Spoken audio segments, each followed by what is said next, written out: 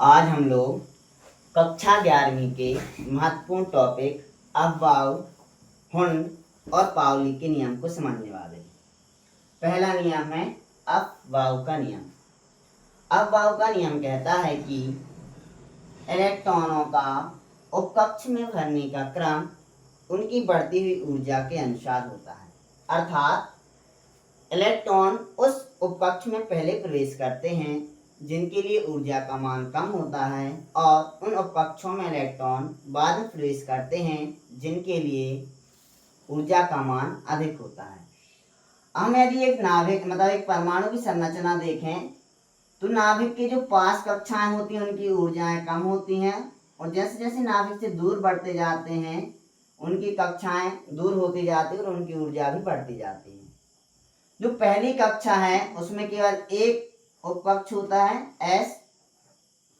जो दूसरी कक्षा होती है उसमें 2 उपकक्ष होते हैं S और P। और जो तीसरी कक्षा होती है उसमें 3 उपकक्ष होते हैं S, P और D। और जैसे जैसे हम नाभिक से दूर बढ़ते जाएंगे इन उपकक्षों की ऊर्जा भी बढ़ती जाएगी क्योंकि कक्षों की ऊर्जा भी बढ़ती जाती है। तो इन्हें हम लोग इस प्रकार से लिख लें कि n बराबर 1 केवल एक उपकक्ष S, n बराबर जो दूसरी कक्षा है उसमें 2 उपकक्ष हैं 2S और 2P, n बराबर 3 उसमें 3 उपकक्ष हैं 3S, 3P और 3D। ऐसे ही आप देख रहे हैं क्रमशः हम लोग बढ़ाते जाएंगे। तो इस प्रकार से हमें आपका जो विन्यास है देखने को मिलेगा। सबसे पहले इलेक्ट्रॉन उस उपकक्ष में प्रवेश करेगा जिसके लिए ऊर्जा का मान कम होगा, अर्थात पहले कक्षा के 1s में प्रवेश करेगा। फिर इलेक्ट्रॉन उस उपकक्ष में प्रवेश करेगा जिसके लिए ऊर्जा का मान थोड़ा ज्यादा होगा, 2s में। फिर इसी प्रकार 2p में, 2p से 3s में, 3s से 3p में, 3p से 4s में, 4s के बाद 3d में, 3d के बाद 4p में, 4p के बाद 5s में, 5s के बाद 4d में, 4d के बाद 5p में, 5p के बाद 6s में, 6s के बाद 4f में, 4f से 5d में, 5d से 6p में, 6p से 7s। इस प्रकार से जो क्रम है वो लगातार चलता रहेगा। तो यहाँ पे यदि हमें देख लें कि हमें किसी तत्व का इलेक्ट्रॉनिक विन्यास लिखना है, जैसे सोडियम परमाणु क्रमांक है 11, इसके पास केवल 11 इलेक्ट्रॉन है, तो इसका इलेक्ट्रॉन विन्यास लिखेंगे तो 1s2 2s2 2p6 3s1।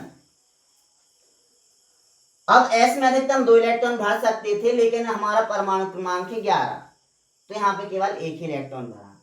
तो आपको पता होता है जो s उपकक्ष होता है उसमें केवल एक कक्षक होता है, तो इसमें s उपकक्ष में अधिकतम 2 ही इलेक्ट्रॉन भरे जा सकते हैं, इसलिए यहाँ पे 2 भरे। 2s में भी आप देख रहे हैं जो s है, s कक्षक में s उपकक्ष में 2 इलेक्ट्रॉन भरे जा सकते हैं, 2 भरे।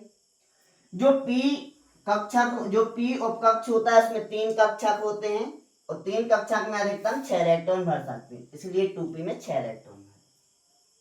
अब s में 2 इलेक्ट्रॉन भर सकते थे लेकिन हमारे पास अब शेष इलेक्ट्रॉन शेष बचे ही नहीं थे, तो हमने इलेक्ट्रॉन 1 भरा। तो इस प्रकार से आपने देखा कि कितने इलेक्ट्रॉन भर गए, 11। ऐसे ही हम कोई दूसरा उदाहरण ले लें जिसका हमें इलेक्ट्रॉनिक विन्यास लिखना हो, जैसे क्लोरीन परमाणु क्रमांक 17, 1s2 2s2 2p6 3s2 3p5। तो अब देखेंगे 6 4 10 2 12 और 5 17। S में अधिकतम 2 भर सकते हैं, P में अधिकतम 6, S में अधिकतम 2, P में अधिकतम 6। इसमें 6 भर सकते थे लेकिन हमारे पास इलेक्ट्रॉन केवल इसमें भरने के लिए 5 थे, तो हमने 5 भरे। तो इस प्रकार से आप देखेंगे सबसे पहले इलेक्ट्रॉन 1s में गया, फिर इलेक्ट्रॉन 2s में गया, इसके बाद 2p में, 3s में, 3p में, 4s में, 4s के बाद 3d में, 3d के बाद 4p में, 5s में। इस प्रकार से इलेक्ट्रॉन भरने का क्रम होता है। यदि हम किसी दूसरे तत्व का और इलेक्ट्रॉन विन्यास लिख लें, जैसे जिंक जिसका परमाणु क्रमांक 30 है, इसका इलेक्ट्रॉनिक विन्यास लिखते हैं 1s2 2s2 2p6 3s2 3p6 4s2 3d10। तो इस प्रकार से आप देखेंगे 10 8 18 20 और 10 30। इस प्रकार से आपने देखा कि जिंक का क्या लिखा है इलेक्ट्रॉनिक विन्यास। ध्यान रहे यहाँ पे दो तत्व ऐसे हैं कॉपर और क्रोमियम जिनके इलेक्ट्रॉनिक विन्यास लिखते समय आपको समस्या उत्पन्न हो सकती है। तो यहाँ पे जैसे हम समझ लें क्रोमियम और कॉपर।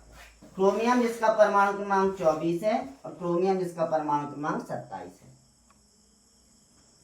क्रोमियम का इलेक्ट्रॉनिक विन्यास लिखेंगे 1s2 2s2 2p6 3s2 3p6 4s2 3d4।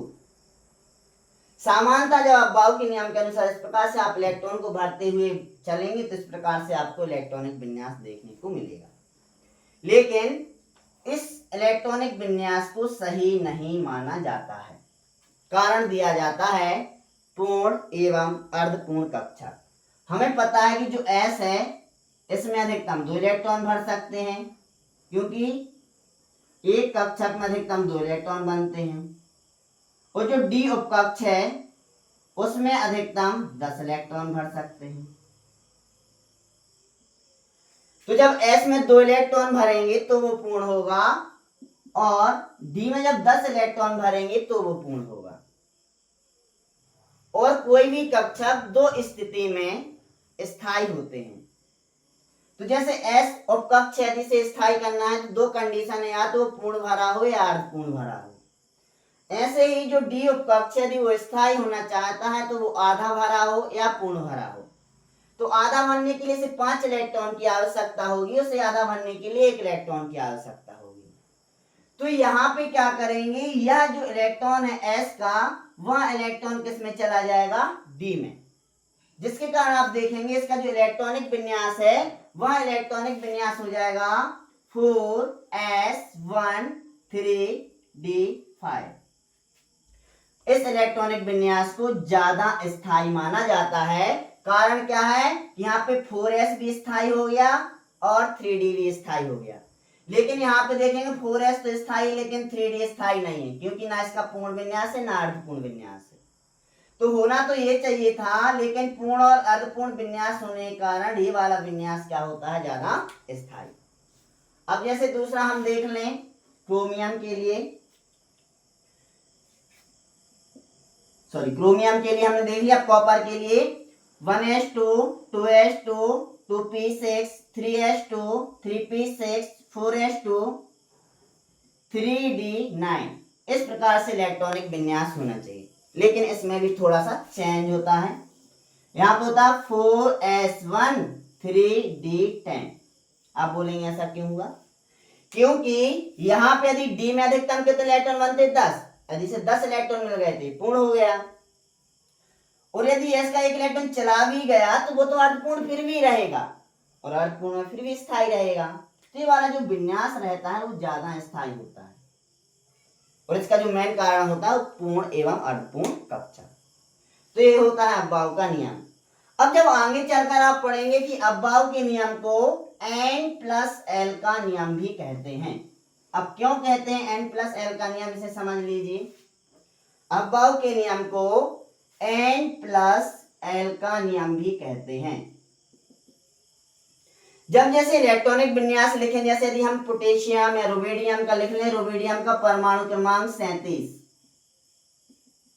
1s2 2s2 2p6 3s2 3p6 4s2 3d10 4p6 5s2 1 10 20 30 36 और 1 37। अब यहाँ पे आपके मन में कई प्रश्न आ सकते हैं, जैसे कि 4s में इलेक्ट्रॉन बाद में जाना चाहिए, पहले किस में जाना चाहिए 3d में।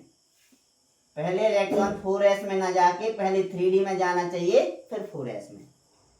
तो अफबाउ के नियम को N+L का नियम कहते हैं, क्योंकि यदि n प्लस एल का मान जिस उपकक्ष के लिए, जैसे यहाँ पे दो उपकक्ष हैं, एक है 4s और एक है 3d उपकक्ष, तो जिस उपकक्ष के लिए n प्लस एल का मान कम आएगा उसमें इलेक्ट्रॉन पहले भरेंगे। हम दोनों के लिए निकाल लेते हैं n प्लस एन, 4s के लिए भी निकाल लेते हैं और 3d के लिए भी निकाल लेते हैं।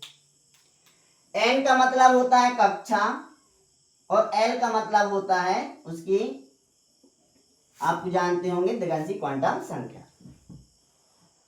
तो n का मान है 4, कक्षा चौथी है, और जो दिग्गंशी क्वांटम संख्या s के लिए जो l का मान होता है वो 0 होता है, अर्थात n प्लस l का मान आ गया 4। यहां पे आप देखेंगे, यहां पे जो कक्षा है वो 3 है, तीसरी है, और जो दिग्गंशी क्वांटम संख्या l का मान है वो आपके लिए d के लिए होता है 2, तो दोनों का योग हो गया 5।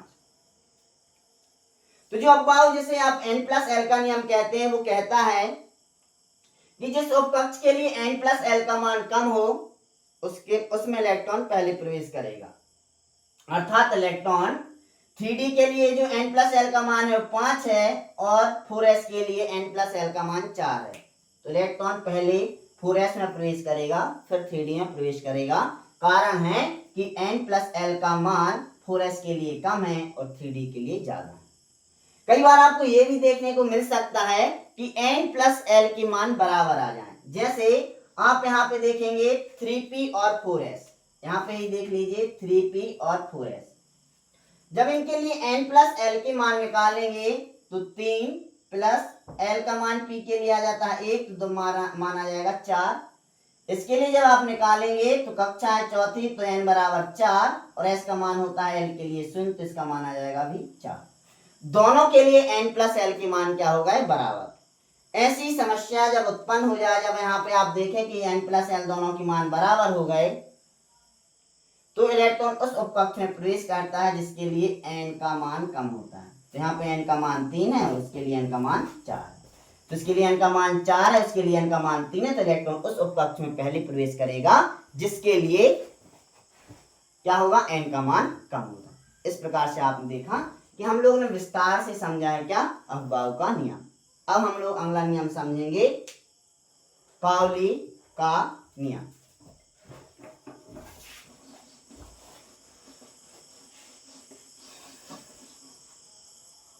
अगला नियम है पाउली का नियम।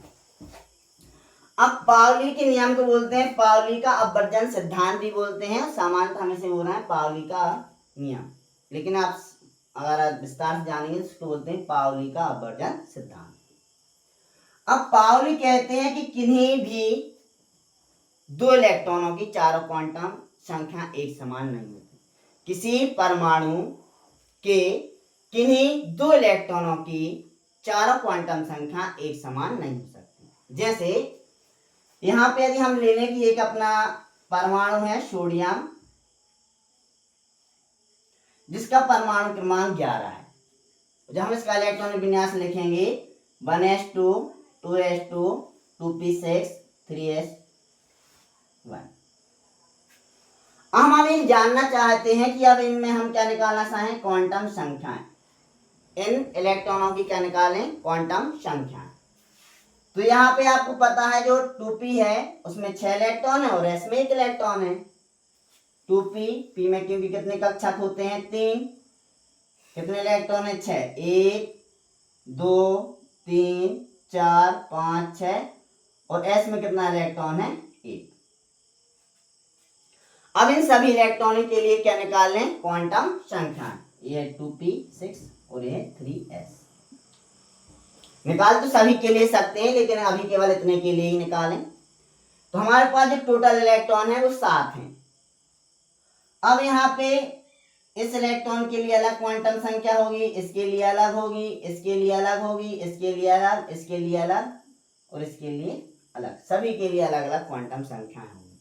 क्वांटम संख्याएं मुख्यतः 4 प्रकार की होंगी, आपने सुना होगा। मुख्य क्वांटम संख्या जिसे n से प्रदर्शित करते हैं, द्विगांशी क्वांटम संख्या जिसे l से प्रदर्शित करते हैं, चुंबकीय क्वांटम संख्या जिसे m से प्रदर्शित करते हैं, और s स्पिन क्वांटम नंबर चक्रण क्वांटम संख्या जिसे s से प्रदर्शित करते हैं। अब इस इलेक्ट्रॉन के लिए देखेंगे, सभी के लिए 6 इलेक्ट्रॉन के लिए आपके लिए n का मान तो कितना हो जाएगा 2।